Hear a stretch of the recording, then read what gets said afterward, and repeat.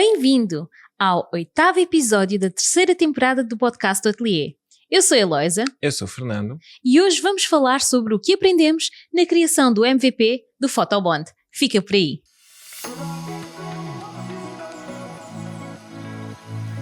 Pois é, o Photobond foi o nosso primeiro projeto público, não é? E o que é que eu quero dizer com isto de projeto público? É que não era um projeto feito para ser usado por um número limitado de utilizadores no ambiente privado de uma empresa ou o que quer que seja. Era um projeto que era para ser usado essencialmente por qualquer pessoa que achasse interessante e que quisesse usar. Exatamente. E foi a primeira vez que nós criámos uma solução dessas, porque antes disso aquilo que nós fazíamos era soluções que eram utilizadas num ambiente controlado, ou seja, era dentro de uma empresa, e de repente nós pensámos, ok, vamos criar aqui esta solução, já falámos sobre isso no Bizlog, para resolver a situação das fotografias de casamento. Mas agora nós não estamos a falar de uma solução que vai ser usada apenas por X pessoas dentro de uma empresa num ambiente controlado. Estamos a falar de uma solução que vai ser usada por muita gente e que pode ser usada por pessoas que tenham ideias diferentes, porque aquilo que a gente acabou por descobrir é que os utilizadores realmente são muito criativos e às vezes nós pensamos que o caminho iria ser este e depois os utilizadores fazem um caminho um pouco diferente que acaba por fazer com que a solução funcione de maneiras inesperadas. Portanto, essa foi a grande diferença. Quando falamos de um projeto privado, é um projeto com poucos utilizadores, num ambiente mais controlado, a comunicação entre nós e o cliente também é muito direta, porque alguma coisa dando errado, o cliente fala connosco e nós conseguimos resolver, e então digamos que é um sítio mais seguro de se trabalhar, porque nós temos tudo muito bem controlado e muito bem definido. Quando passamos por uma solução pública como o Photobond, aí é diferente, porque cada vez que acontece um problema, eles têm que ter um caminho específico para entrar em contacto com a nossa empresa e provavelmente nós não conhecemos o cliente que está a falar connosco. Portanto, eu sinto que essa foi uma das grandes diferenças. Tivemos que pensar também na UX UI de uma forma ainda mais aprofundada. Não é que a gente não o faça nas soluções para empresas privadas, mas quando é uma solução para toda a gente usar, temos mesmo de esmiuçar o tipo de coisas que podem acontecer, os contextos todos nos quais a solução pode ser usada. Portanto, há aqui mesmo muito trabalho de investigação e de perceber como é que a gente quer que a solução funcione, mas como é que o utilizador pode interpretar o funcionamento daquela solução.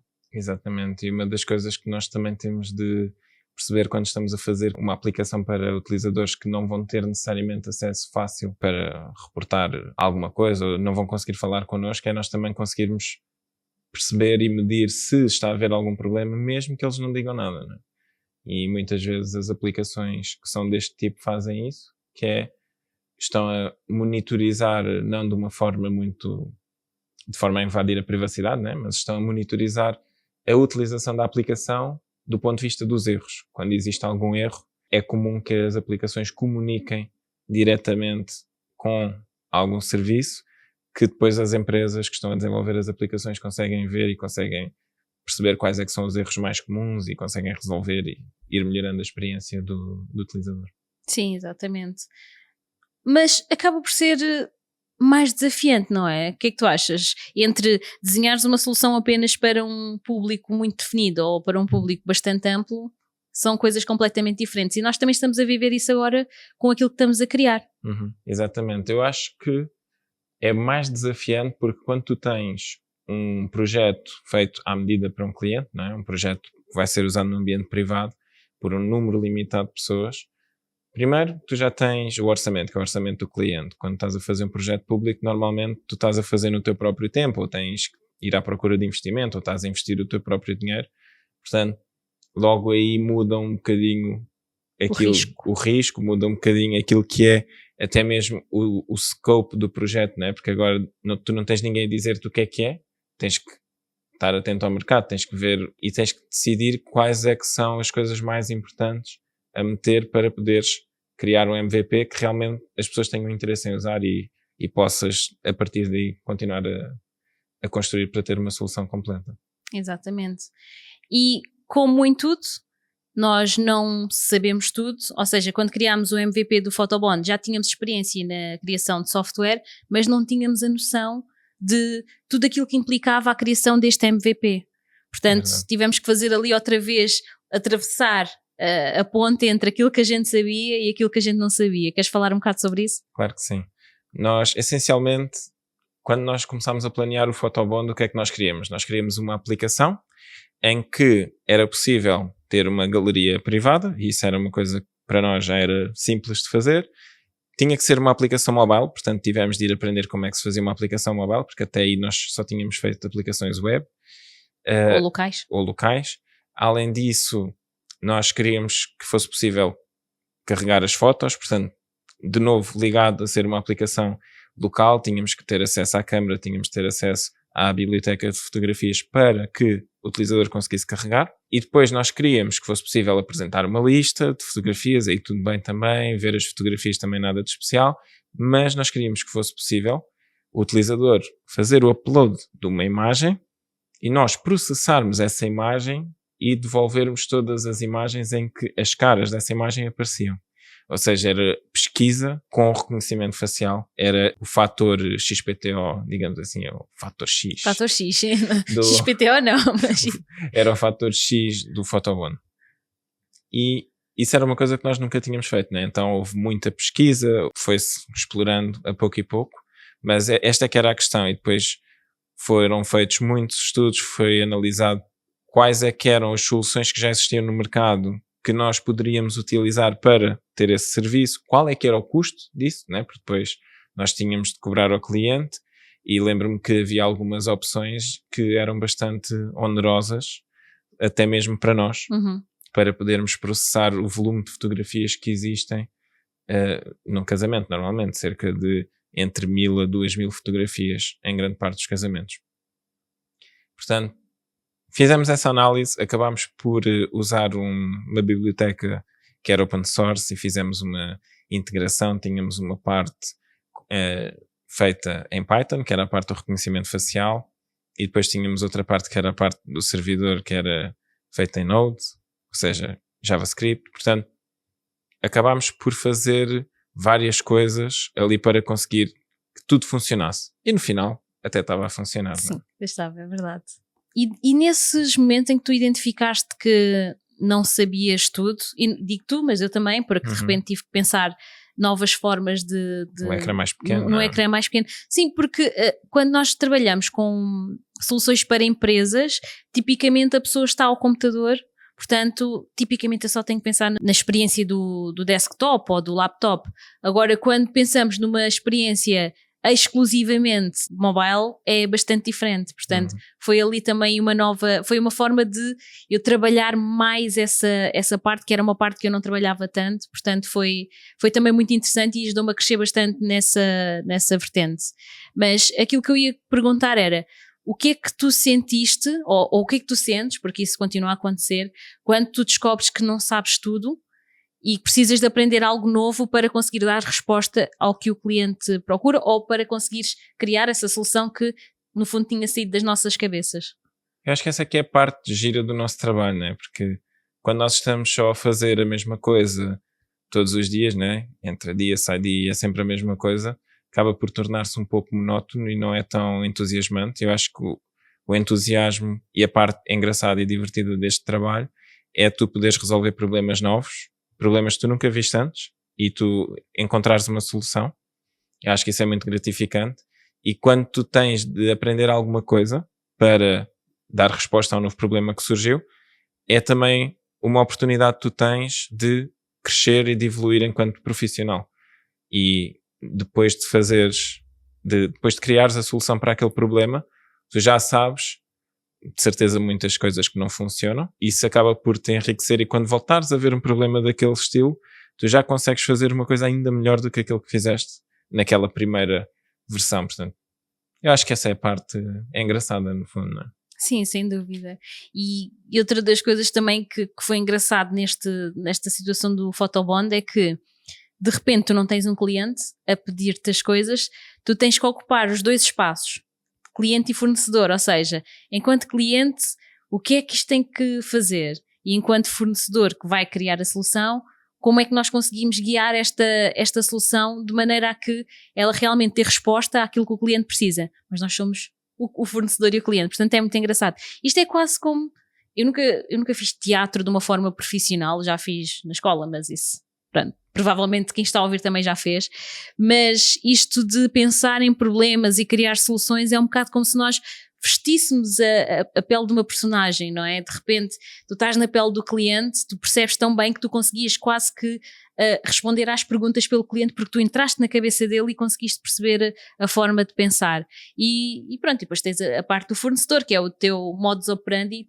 Tipicamente estás a pensar em modo fornecedor, mas é muito engraçado e o Photobond ajudou-nos muito nisso, a colocar-te no ponto de vista de cada um dos intervenientes, porque tu tinhas depois os fotógrafos, tinhas os noivos, tinhas os convidados, uma série de utilizadores que precisavam de diversas coisas a funcionar de determinada maneira dentro do Photobond, e isso foi muito divertido, mas pronto, né? Sangue, suor e lágrimas também.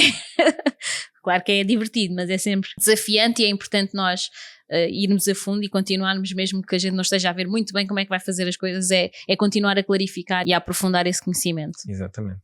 E depois conseguimos, percebendo do ponto de vista de toda a gente, o que é que era necessário fazer, e foi assim que surgiu o MVP. Para quem não sabe, MVP... tipicamente as pessoas dizem que é o Most Valuable Player. E isso também é verdade para o basquete ou futebol também. Acho que todos os esportes em geral têm um MVP. No mundo do empreendedorismo, o MVP é o Minimum Valuable Product. Ou seja, é o produto mínimo que nós conseguimos criar para dar resposta à necessidade do cliente.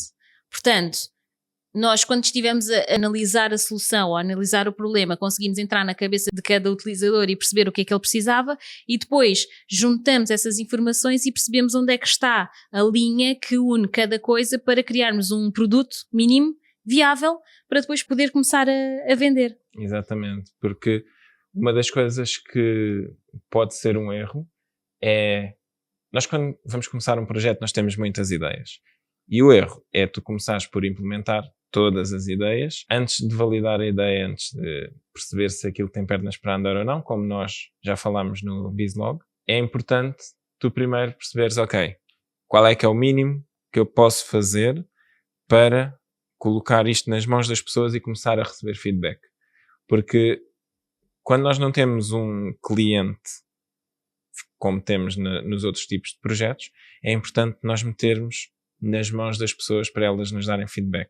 Foi um pouco o que nós fizemos com o podcast também, não é? Exato. O podcast teve a primeira temporada, teve a segunda temporada, nós fomos vendo o feedback que íamos recebendo, não só em termos de comentários, mas também em termos de interação com os nossos vídeos e com os nossos episódios iam tendo.